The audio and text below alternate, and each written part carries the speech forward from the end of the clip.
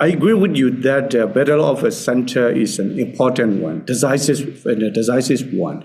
But to get a political and political path, ethnics and environment all to come all together. And we have been talking about this for 4 years. It doesn't happen. So technically, what sort of unity, political pact could happen?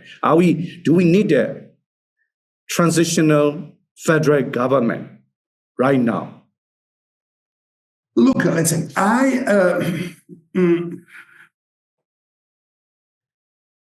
I don't think that in this moment we need the final political agreement how the future Myanmar will look like. Let's say Myanmar is a too complex country. The current situation is politically too complex. There is no security for the people to meet, to properly discuss the situation, and so on. So I don't think that it's realistic that we can make a transitional constitution in this moment, that we can make a transitional, agreement about the future arrangement of the Myanmar. What we need a pragmatic alliance which will agree how the transition process will look like after the fall of the junta. This is so that we agree on the process, not on the outcome of the political negotiations, one thing. And the second thing, let's say, I think that we need something what I will call effective coordinating executive body of the revolutionary struggle. Not the transitional government, because when you call it transitional government, then immediately question asks who is involved, who is not involved, and so on. So I think that we need to have a more pragmatic executive coordinating body, which will be partly consisting of some key people from the NUG, some key people from the key ethnic revolutionary organizations, and they create these kind of the executive bodies, which is on a daily basis coordinating politically and militarily the ongoing struggle. Not everybody will be included in this coordinating body. Some will, for different reasons, decide not to sit there physically, but in a certain way they can be consultant all the time. So even if they are not formally part of that, informally they can be consulted. So I think that we need a certain kind of pragmatic coordinated alliance, but the one which is efficient, the one which does not meet once in a month somewhere on the Zoom, but the one which is on a daily coordinating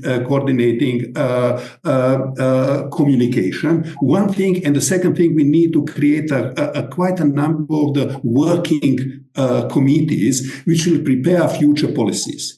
We are not prepared for the fall of the junta. We can defeat the junta, but we are really not ready for this kind of transition process and not for the constitution, but for the concrete policies. So I think creating a mixed working bodies between some people from the Burma, some from the ethnics, which are creating post-junta immediate policies will be very, very useful.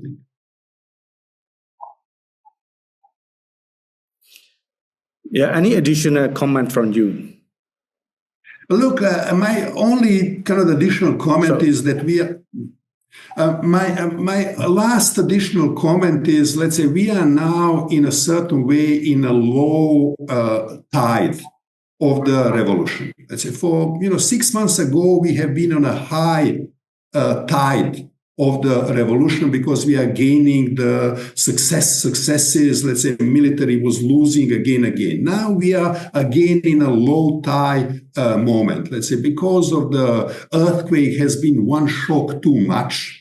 People are anyhow already extremely exhausted, and then the earthquake came, this pressure and meddling of the neighbors. Junta became a little bit better in a drone warfare. So in a certain way, now resistance forces are a little bit in a back moment. We just need to endure that. Let's say military is still weak and defeatable. We need now to stand firm against the meddling of the neighbors. That should be done by the political representation of the revolution, but also the civic society and the strike committees needs to mobilize public rejection of the outside forces, and we need to endure this moment and continue the pressure. And as I said, finish the job. And once when we finish the job, we can make a better country in which finally the peace and recovery will come to the country. Thank you, Mr. Igor Blaževič. Thank you very much. It was really an honor for me to be invited.